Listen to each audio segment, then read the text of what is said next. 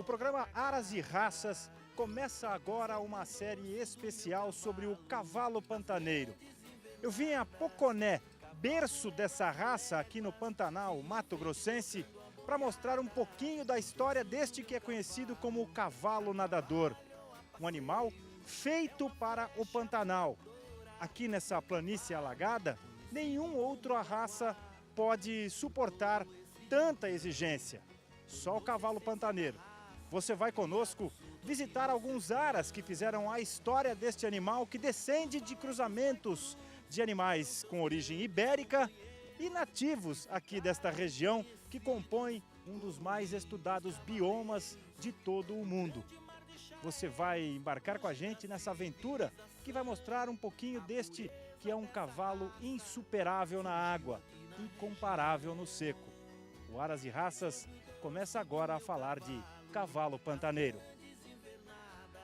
O cavalo pantaneiro surgiu na chegada dos colonizadores portugueses e espanhóis mais de 500 anos atrás, quando cavalos das raças lusitana e andaluz cruzaram com animais nativos da região.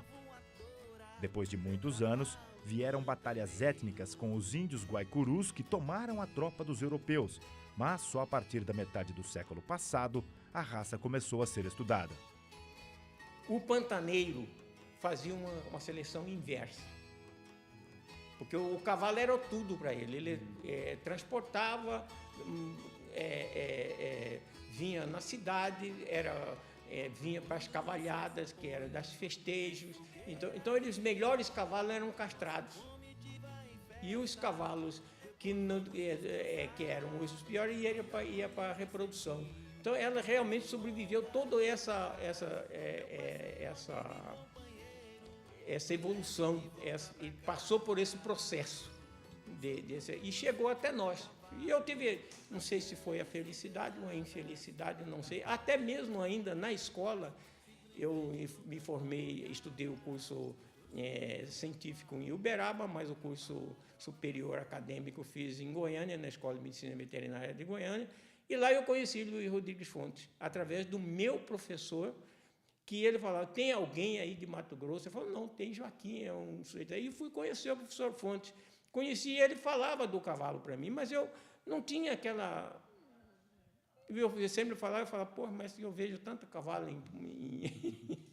em Poconé, eu vejo isso, eu não vejo a extinção, eu não sentia esse cruzamento. Mas ele, como técnico, já professor, vinha em Castres e via esse cruzamento desordenado que estava acontecendo, em que ele aumentava ali o porte, mas quebrava ali a resistência. Então, ele veio aqui e fundou a associação. Quando foi fundada a Associação Brasileira de Criadores de Cavalo Pantaneiro e o seu reconhecimento pelo Ministério da Agricultura, os animais que nós tínhamos disponíveis e que serviram como padrão da raça, era o que representava a melhor realidade do cavalo pantaneiro. É uma época difícil, mesmo porque uma das funções importantes da associação era exatamente o resgate desse patrimônio genético que a gente tinha e que não havia o reconhecimento por parte do Ministério. E isso evoluiu, é um tempo atrás. E lógico que isso, com o passar do tempo, vai havendo um melhoramento, exatamente com a seleção e, lógico, com o aumento do número de indivíduos que estariam, vamos dizer, presentes nesse sistema produtivo que se criou após a fundação da associação. No dia que terminou o curso, ele me deu um jantar, que outro dia eu vim embora. No dia que ele jantamos, tomamos umas e outras, no hotel ele bateu na minha perna e falou: Joaquim, o que eu tinha de fazer para bem do cavalo em Mato Grosso eu já fiz. Daqui para frente está nas suas mãos. Se o cavalo for bem, todo mundo vai grudar no rabo do cavalo. Não precisa se preocupar com isso. Mas se o cavalo tiver um problema, você vai ser o único culpado. Pronto, naquela hora eu assustei. Até então eu estava indo na juventude. E aí vinha a adaptação ao meio, que o meio fez a raça. Aí é que nós temos que o meio, e nós não podemos fugir do meio, não, senhor. técnicos que está pensando em que vai, não é? Ele se erra. O meio vai dizer, e somente aí vai nos dar o que nós vamos fazer do cavalo daqui para frente. Está entregue dele, né? Para que possa tocar à frente esse. Hoje está fácil, já está mais o fenotípico já está direcionado, o genotípico precisa ser mais bem aperfeiçoado, e isso aí daqui para frente, né? Tem que ter gente nova.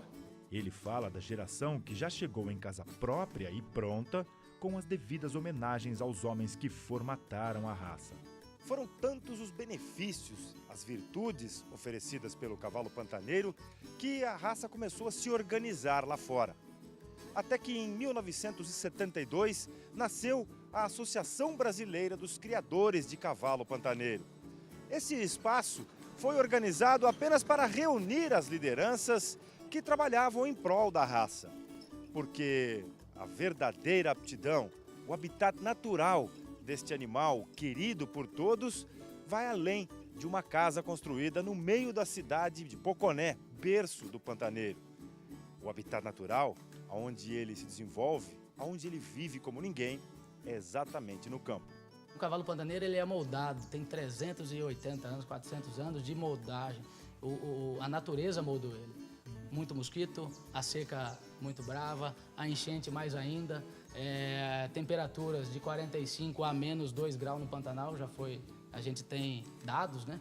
Então isso aí é importante, o cavalo foi ao extremo já, então ele está na sua característica, na sua genética, e toda essa tecnologia hoje implantada na criação do cavalo pantaneiro não piora nada, não atrapalha em nada essa seleção natural que ele sofreu. Pelo contrário, ajuda cada vez mais. Aí entra a versatilidade.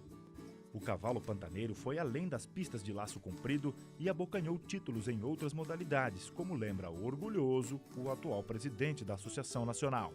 Temos o exemplo do Jaceguai, que foi campeão brasileiro de rédeas, Jaceguai da Vazante do Castelo, um cavalo que ali foi assim o divisor de águas dentro da raça. E nós conseguimos fazer esse cavalo, o Ayrton Bach, a família Bach, conseguiu fazer esse cavalo campeão brasileiro de rédeas. O cavalo ia para a Itália disputar o campeonato mundial de rédeas. No seco e no molhado, o cavalo pantaneiro cresceu. Tornou-se mais que uma paixão, uma realidade para criadores cujo interesse na raça valida todos os esforços feitos no passado para tornar este um animal típico da nossa cultura. Não foi fácil. Eu contar para você, nós vivemos dia a dia disso aqui é muito... 50 anos já de dedicação nessa raça, né? 42 anos. Eu diria que foi a melhor coisa que o governo de Mato Grosso fez pela região. O cavalo pantaneiro não era conhecido nem no seu próprio meio. Hoje ele é conhecido nacional e internacionalmente. Eu já recebi telefonema se não me engano, era da Inglaterra, de um veterinário pedindo informações e muita dificuldade com o intérprete, com a gente falando. E isso me deixou bastante satisfeito em saber que o meu trabalho, o trabalho que Mato Grosso vinha fazendo com esses animais, estava sendo visto lá fora. Eu posso dizer para o meu presidente da Empaer, missão cumprida. No próximo programa, você vai conhecer todos os detalhes e as características morfológicas para reconhecer um típico cavalo pantaneiro.